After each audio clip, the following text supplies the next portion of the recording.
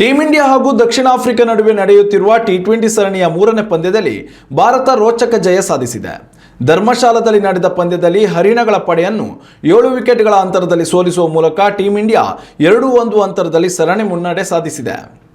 Toss ಸೋತ ದಕ್ಷಿಣ Africa ತಂಡವು team India ಆಟಗಾರರ ಬೌಲಿಂಗ್ ಪರಾಕ್ರಮಕ್ಕೆ ಸೋತು ಹೋಗಿತ್ತು.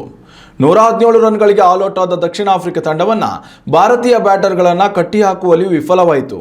ದಕ್ಷಿಣ ಆಫ್ರಿಕಾ ನೀಡಿದ ಗುರಿ ಬೆನ್ನಟ್ಟಿದ ಟೀಂ ಇಂಡಿಯಾ 15.5 ಓವರ್ಗಳಲ್ಲಿ 3 ವಿಕೆಟ್ ನಷ್ಟಕ್ಕೆ 120 ರನ್ ಗಳಿಸುವ ಮೂಲಕ ವಿಜಯ ತನ್ನದಾಗಿಸಿಕೊಂಡಿದೆ. 18 ಎಸೆತಗಳಲ್ಲಿ 3 ಬೌಂಡರಿ ಹಾಗೂ 3 ಸಿಕ್ಸರ್ ಗಳಿಸಿ 35 ರನ್ ಗಳಿಸಿದ ಅಭಿಷೇಕ್ ಶರ್ಮಾ ಟೀಂ ಇಂಡಿಯಾದ ಗರಿಷ್ಠ ಸ್ಕೋರರ್ ಎನಿಸಿದರು. ಅಭಿಷೇಕ್ ಶರ್ಮಾ ಹಾಗೂ ಶುಭ್ಮನ್ ಗಿಲ್ ತಂಡಕ್ಕೆ ಉತ್ತಮ ಆರಂಭ ನೀಡಿದರು. 60 ರನ್ಗಳ ಜೊತೆಯಾಟ ಬಳಿಕ ಅಭಿಷೇಕ್ ಶರ್ಮಾ ಔಟ್ ಆದರು.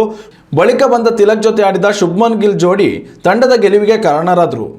ಬೌಲಿಂಗ್ ವಿಭಾಗದಲ್ಲಿಯೂ ಟೀಂ ಇಂಡಿಯಾ ಉತ್ತಮ ಪ್ರದರ್ಶನ ನೀಡಿತು. ವರುಣ್ ಚಕ್ರವರ್ತಿ, ಅರ್ಶ್ದೀಪ್ ಸಿಂಗ್, ಹರ್ಷಿತ್ ರಾಣಾ ಮತ್ತು ಕುಲ್ದೀಪ್ ಯಾದವ್ ತಲಾ 2 ವಿಕೆಟ್ ಪಡೆದರೆ ಹಾರ್ದಿಕ್ ಪಾಂಡ್ಯ ಮತ್ತು ಶಿವಮ್ ದುಬೆ ತಲಾ 1 ವಿಕೆಟ್ ಪಡೆದರು.